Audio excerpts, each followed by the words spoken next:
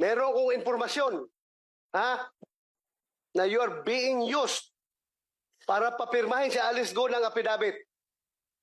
Affidavit na magtuturo na si President Duterte, si Senator Bongo, si Senator Bato, si General si IDG, General Karamat ay nasa likod ng pugo. Merong tao from Malacanang nag-uutos sa'yo. Meron akong information. I can pin you down, my God. Ha? Huwag kang pailing-iling dyan. Alam kong informasyon na yan.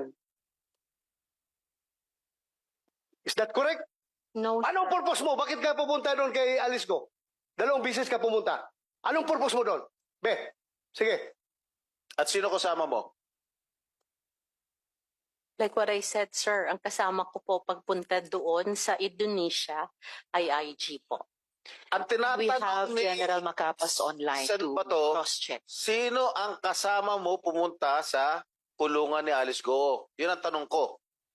Ako lang po, tsaka ang si attorney po. Hindi ka papapasukin doon na ikaw lang. Alam mo, galing ako dyan eh. Tuktok mo.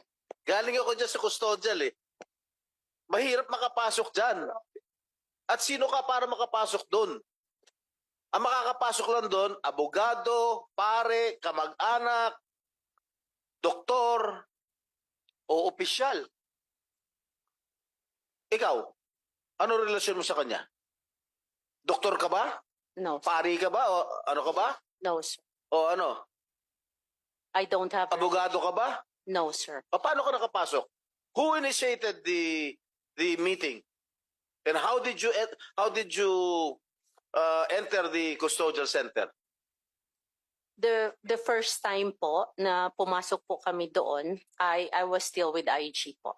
Sitwasyon mo because meron kang kaso na textbook scam, kaya ka ginamit at ikaw no choice ka dahil parang hostage ka ng gobyerno dahil may kaso ka ng textbook scam. Kung hindi ka magpapagamit, tapos ka.